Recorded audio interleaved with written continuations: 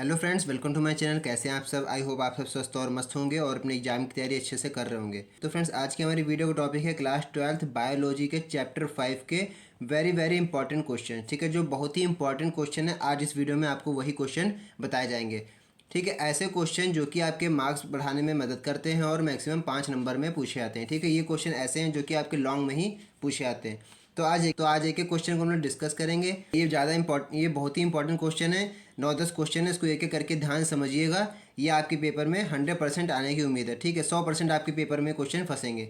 तो एक एक क्वेश्चन को ध्यानपूर्वक समझिएगा और इसको कहीं स्क्रीनशॉट लेकर इसका रख लीजिए या तो साथ साथ में नोट करते चलिएगा। ठीक है, वीडियो बहुत ही इंपॉर्टेंट होने वाली, इसलिए इसको स्किप मत कीजिएगा, एक एक क्वेश्चन को देखिएगा। ठीक है, पहला क्वेश्चन कह रहा है कि डीएनए की द्विकुंडलीय संरचना को विस्तार पूर्वक समझाइए। बायोलॉजी में आपका सबसे इंपॉर्टेंट जो टॉपिक होता है वो होता है डीएनए और आरएनए। ठीक है, सब मोस्टली आपसे ज़्यादा टॉपिक पूछा सकता है बायो में, वो क्या होता है? डीएनए और आरएनए।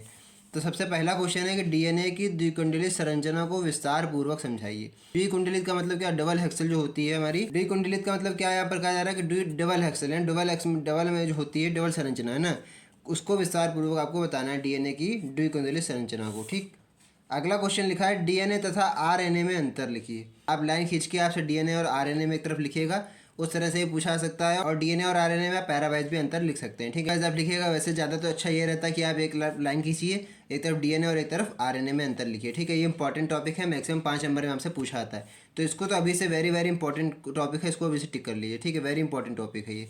ठीक, इसको आप मार्क करके रख लीजिए। ठीक है, डीएनए का मतलब क्या होता है? Deoxy ribo nucleic acid. और आरएनए का क्या मतलब होता है? Ribose nucleic acid. ठीक है, तो डीएनए और आरएनए में आपको यही बताना है। उसके बाद अगला क्वेश्चन है डीएनए का फिंगरप्रिंटिंग को समझाइए तथा इसकी उपयोगिता लिखिए। डीएनए की फिंगरप्रिंटिंग, आप एक नाम सुना होगा। डीएनए जो मॉडल होता है हमारा, डीएनए फिंगरप्रिंटिंग क्या होता है? उसमें आपको जीन बताना होता है, इस तरह से इस टाइप में बनाता है, कुंडली टाइप में बना रहता है।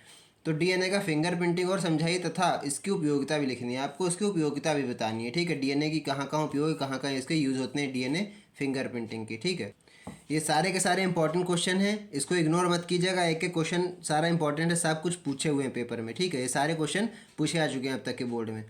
अगला क्वेश्चन है चार गाफ नियम को समझाइए। चौथा क्वेश्चन है आपका चार गाफ नियम। चार गाफ नियम आप पढ़िएंगे, आपको जब इसमें मिलेगा आपको चार गाफ का नियम। ठीक है, इसको जरूर रट लीजिएगा, इसको जरूर पढ़ लीजिएगा, पढ़ के एकदम बिल्कुल रट लीजिएगा। ठीक है, जैसे पेपर में आया इसको तुरंत आप वैसे ही छाप दीजिएगा।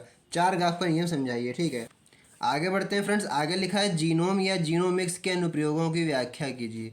जीनोम क्या होता है आपको बताना है। ठीक है, या फिर जीनोमिक्स क्या होता है? जीनोम क्या होता है? एक तो जीनोम बता देंगे आप कि जीनोम इनको कहा जाता है, फिर जीनोमिक्स एक प्रक्रिया होती है जिसमें जीनोम बनते हैं हमारे। ठीक है, तो जीनोम पूछा जाए या जीनोमिक्स पूछा जाए, आपको दोनों ही तैयार करके जाना है कि अनुप्रयोगों की व्याख्या भी करनी है आपको। जीनोम बताना है क्या होते हैं, जीनोमिक्स की पढ़ के जाइएगा और फिर उनके अनुप्रयोगों की आपको व्याख्या भी करनी है। ठीक है, तो इस तरह से आपको तैयारी करके जाना है, कोई भी क्वेश्चन आपसे पूछा सकता है। उसके बाद फिर अगला क्वेश्चन आता है फ्रेंड्स, लैक ऑपरॉन मॉडल को समझाइए। लैक ऑपरॉन मॉडल को समझाइए। ठीक है, ये पिछले 2-3 बार में क्वेश्चन पूछा गया है। पेपर के आपके टोटल होते हैं 7 सेट। ठीक है, ध्यान से समझिएगा, 7 सेट होते हैं पेपर के। जरूरी नहीं कि अगर आपके पेपर में क्वेश्चन नहीं आया तो किसी भी सेट में नहीं आएगा।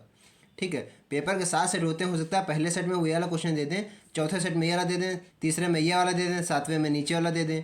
ठीक है, चौथे सेट में ऊपर वाला कोई क्वेश्चन दे दें। तो कहने का मतलब उनका ये फिक्स नहीं रहता कि अगर मैंने चौथे सेट में दिया तो मुझे अभी किसी में नहीं देना है ना। आपके पेपर में क्वेश्चन घुमा फिरा के लौट फिर के आ जाते हैं, तो इसलिए सारे क्वेश्चन को समझ के जाइएगा। ठीक है, ये लैग ऑपरॉन मॉडल जरूर समझ लीजिएगा। लैग ऑपरॉन मॉडल होता क्या है? ठीक है, इसको आपको समझाना है। टिप्पणी में भी पूछा सकता है, ध्यान रखिएगा, और लॉन्ग में भी पूछा सकता है। तो आपसे तैयारी करनी कि अगर आपसे पूछा है तो कम से कम 1-1.5 पन्ना आप लिख सकें। ठीक है, तो इस तरह से आप समझिएगा, इस तरह से आप तैयारी कीजिएगा। फिर अगला है फ्रेंड्स, डीएनए द्विगुणन क्या होता है? डीएनए का द्विगुणन क्या होता है? ठीक है, डबल मल्टीपल जो होता है डीएनए का, डबल मल्टीपल जो होता है डीएनए का द्विगुणन, वो क्या होता है वो आपको बताना है और उसको समझाना है। ठीक है, डीएनए का जो द्विगुणन हो, ध्यान रखिएगा, हो सकता है इसका चित्र भी हो, डायग्राम भी, आप इसको देख लीजिएगा और समझाना है। एक चीज़ और होती है, अगर इसमें डायग्राम होता है उसमें आप ही लोगों का फायदा होता है। क्या होता है, जिसमें अगर डायग्राम है तो क्या करेंगे, उसमें आप थोड़ा आधे पन्ने में या एक पन्ने में डायग्राम बना दिए और एक पन्ने में आप थ्योरी लिखिए। तो इस तरह से क्या आपका आंसर 2 पन्नों का काउंट किया जाएगा। ठीक है, तो ये ज़्यादातर ध्यान रखिएगा, अगर किसी में डायग्राम है तो आप डायग्राम को जरूर बना के आइए। ठीक है, फिर थोड़ी उसकी थ्योरी भी लिखिए। अगला क्वेश्चन कह रहा है फ्रेंड्स, अनुलिपिकरण या ट्रांसलेशन को समझाइए। अनुलिपिकरण क्या होता है, इसको ऐसे समझिए। अनुलिपिकरण यानी जैसे अनुलेखन होता है। ठीक है, अनुलेखन या अनुवादन। अनुलेखन को हम लोग क्या कहते हैं? ट्रांसक्रिप्शंस। ठीक है, और अनुलिपिकरण को क्या कह रहे हैं? ट्रांसलेशन। ठीक है, अनुलिपिकरण अगर पूछा रहा है आपसे तब भी आप यही लिखेंगे। और ट्रांसलेशन बुला रहा है, अनुलिपिकरण आपका हिंदी शब्द है और ट्रांसलेशन क्या इंग्लिश शब्द है, ठीक है। ट्रांसलेशन इंग्लिश में लिखा हुआ है, तो अनुलिपिकरण या ट्रांसलेशन को समझाइए, ठीक है। इसी प्रकार आपसे पूछा जा सकता है कि अनुलेख या अनुवादन को समझाइए, ठीक है। उसको हम लोग कहते हैं ट्रांसक्रिप्शंस, ठीक है। तो इस प्रकार से हिंदी और इंग्लिश दोनों में क्वेश्चन पूछा जा सकता है, ठीक है। वैसे पेपर तो आपका हिंदी इंग्लिश दोनों फॉर्मेट में आता है, लेकिन ठीक है, लेकिन अगर आपको हिंदी में वर्ड नहीं आता है तो आप उसको इंग्लिश में देख सकते हैं, ठीक है। पेपर के ऊपर भी लिखा रहता है कि आपको अगर हिंदी प्रिंटिंग में कुछ नहीं समझ में आ रहा है तो आप इंग्लिश के फॉर्मेट के हिसाब से पेपर को कीजिए, ठीक है। लिखा रहता है साफ साफ पेपर में। अगला क्वेश्चन है फ्रेंड्स, मानव जीनोम परियोजना क्या है, इसके उद्देश्य लिखिए। मानव जीनोम परियोजना है क्या? मानव जीनोम जो परियोजना है आपके बायोलॉजी में क्वेश्चन आपको मिल जाएगा, ठीक है। इसके उद्देश्य लिखिए, इसके क्या क्या इस उद्देश्य से इसको विकसित किया गया है मानव जीनोम परियोजना को, ठीक है। तो इसके बारे में भी आप पढ़ लीजिएगा। जितने भी ऊपर के सारे क्वेश्चन हैं सबको नोट करते रहिए साथ में, या आप स्क्रीनशॉट लेके इसका रख लीजिए। अगला क्वेश्चन है फ्रेंड्स, अनुवांशिक कोड को समझाइए, ठीक है। अनुवांशिक कोड हमारे क्या होते हैं उसको आपको बताना है कि अनुवांशिक कोड क्या होते हैं, ठीक है। अनुवांशिक कोड को समझाइए, या आपसे ये क्वेश्चन ऐसे पूछा सकता है कि अनुवांशिक कोड की विशेषता को बताइए, अनुवांशिक कोड का क्या महत्व है। 2-3 प्रकार से क्वेश्चन घुमा के पूछा सकता है, लेकिन आप कंफ्यूज ना होइएगा, ठीक है। क्वेश्चन का जो आंसर है वही आप एग्जैक्ट लिख के आइएगा, ठीक है। अनुवांशिक कोड क्या होता है, अनुवांशिक कोड का महत्व बताइए, अनुवांशिक कोड की विशेषता क्या है। तो इस तरह से अगर आपसे क्वेश्चन पूछा जा रहा है तो आपको वही लिख के आना जो आपने क्वेश्चन पढ़ा हुआ है, ठीक है। जैसे यहाँ पर देखिए ऊपर वाला क्वेश्चन है अनुलिपिकरण, तो जरूरी नहीं कि आपसे बोला जाए कि अनुलिपिकरण को ही समझाइए। आपसे बोला जा सकता है कि ट्रांसलेशन को समझाइए, मतलब ट्रांसलेशन क्या है यहाँ पर लिख देंगे, ट्रांसलेशन क्या है इसको समझाइए।